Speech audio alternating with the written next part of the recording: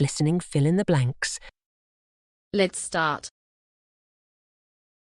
Today, glassmaking is big business. It has become a modern, high-tech industry operating in a fiercely competitive global market where quality, design, and service levels are critical to maintaining market share. Modern glass plants are capable of making millions of glass containers a day in many different colors, with green, brown, and clear remaining the most popular. Few of us can imagine modern life without glass. It features in almost every aspect of our lives, in our homes, our cars, and whenever we sit down to eat or drink. Glass packaging is used for many products. Many beverages are sold in glass, as are numerous foodstuffs, as well as medicines and cosmetics.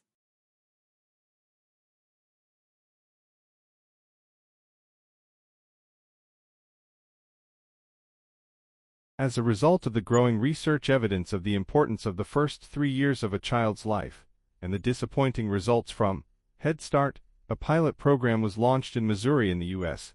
that focused on parents as the child's first teachers. The Missouri program was predicated on research showing that working with the family, rather than bypassing the parents, is the most effective way of helping children get off to the best possible start in life. The 4-year pilot study included 380 families who were about to have their first child, and who represented a cross-section of socioeconomic status, age, and family configurations.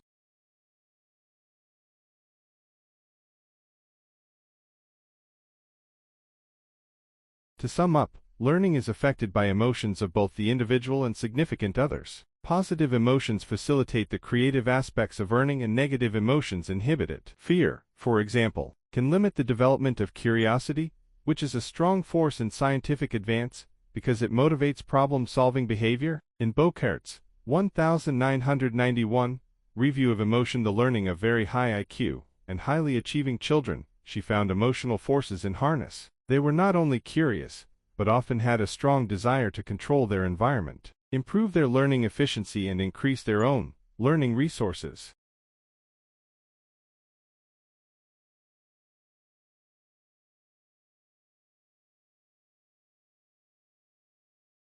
Most important of all, the traditional measures of risk, such as parents' age and education, or whether they were a single parent, bore little or no relationship to the measures of achievement and language development.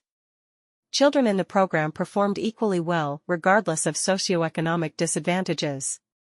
Child abuse was virtually eliminated. The one factor that was found to affect the child's development was family stress, leading to a poor quality of parent-child interaction. That interaction was not necessarily bad in poorer families.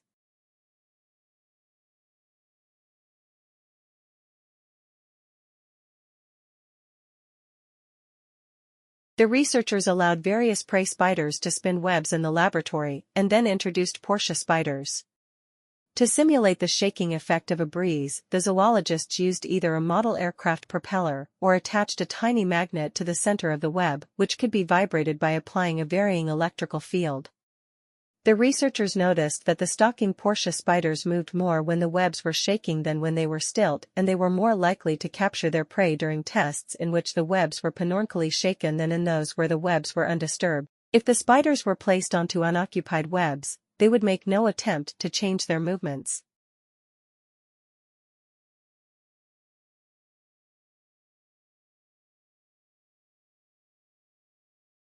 A major milestone in the history of glass occurred with the invention of lead crystal glass by the English glass manufacturer George Ravenscroft, 1632 to 1683. He attempted to counter the effect of clouding that sometimes occurred in blown glass by introducing lead to the raw materials used in the process. The new glass he created was softer and easier to decorate, and had a higher refractive index, adding to its brilliance and beauty, and it proved invaluable to the optical industry. It is thanks to Ravenscroft's invention that optical lenses, astronomical telescopes, microscopes, and the like became possible.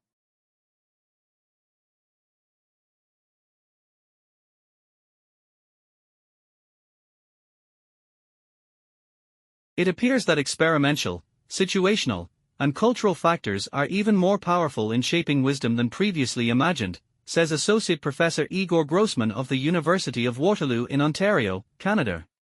Recent empirical findings from cognitive, developmental, social, and personality psychology cumulatively suggest that people's ability to reason wisely varies dramatically across experiential and situational contexts. Understanding the role of such contextual factors offers unique insights into understanding wisdom in daily life, as well as how it can be enhanced and taught.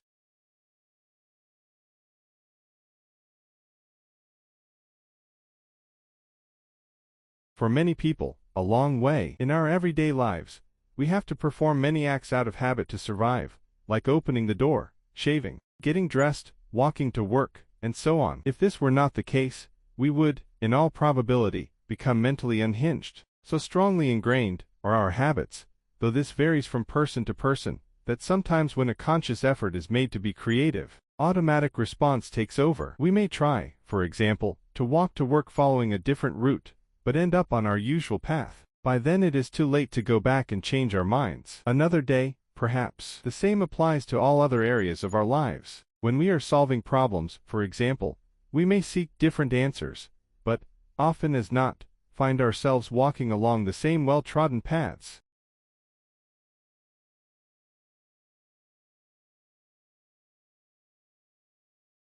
The cutting of huge figures or geoglyphs into the earth of English hillsides has taken place for more than 3,000 years. There are 56 hill figures scattered around England, with the vast majority on the chalk downlands of the country's southern counties. The figures include giants, horses, crosses and regimental badges. Although the majority of these geoglyphs date within the last 300 years or so, there are one or two that are much older. The most famous of these figures is perhaps also the most mysterious, the Uffington White Horse in Oxfordshire. The White Horse has recently been redated and shown to be even older than its previously assigned ancient pre-Roman Iron Age date.